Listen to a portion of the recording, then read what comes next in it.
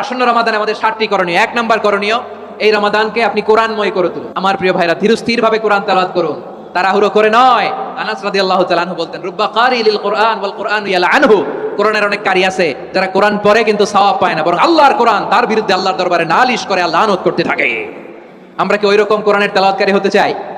না। ধীরস্থির ভাবে ওয়ারাত্তিলিল কোরআনা তারতিলা, তারতিলের সাথে পড়বেন। বিষ্ণু ইসা ইসলাম কানা ইয়ামুদ্দু সাওতাহু মাদ্দান, টেনে টেনে পড়তেন। আলহামদুলিল্লাহি রাব্বিল আলামিন আর রহমানির রহিম মালিকি ইয়াউমিদ্দিন ইয়্যাকা না'বুদু ওয়া ইয়্যাকা নাস্তাঈন ইহদিনাস সিরাতাল মুস্তাকিম সিরাতাল লাযীনা আন'আমতা আলাইহিম গায়রিল মাগদুবি আলাইহিম ওয়ালাদ-দাল্লিন। পড়েন আমিন। কানা ইয়ামুদ্দু সাওতাহু মাদ্দান, টেনে টেনে পড়তেন। ওয়া কানা ইউকাত্তিউ আয়াতান আয়াতান, প্রত্যেক আয়াত পড়ে পড়ে তিনি থামতেন। এভাবে কোরআন পড়তে হবে।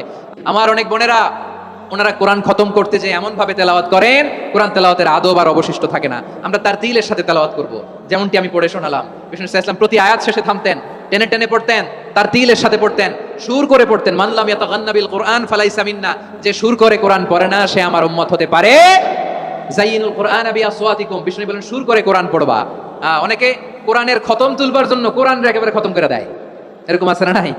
ধীরস্থির ভাবে পড়ে যদি খতম দিতে পারেন মাশাআল্লাহ, না পারলে যতটুকু পারেন পড়বেন। এরপর অনুবাদ পড়ার চেষ্টা করবেন, তাফসীর পড়ার চেষ্টা করবেন।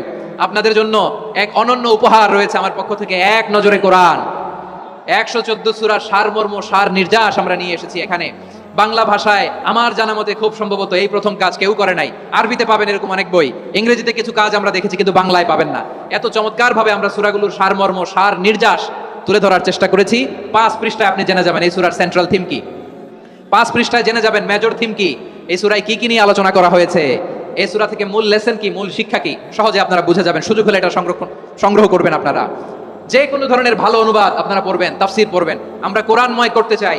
খতম কোরআনে রমাদানের 1 খতম দেওয়ার একটা সহজ পদ্ধতি হচ্ছে, রমাদানের প্রতি নামাজের পরে 4 পৃষ্ঠা। প্রতি নামাজের পরে কয় পৃষ্ঠা? 4 পৃষ্ঠা। তাহলে 5 ওয়াক্তে 4 5 20 পৃষ্ঠা। হেফজে কোরআন গুলো 20 পৃষ্ঠা 1 পারা। এভাবে 30 দিনে আপনার 1 খতম হয়ে যাবে। আমরা যেন তারতিলের সাথে বিশুদ্ধভাবে কোরআন তেলাওয়াত করতে পারি। আল্লাহ তৌফিক দান করুক। পড়েন আমিন।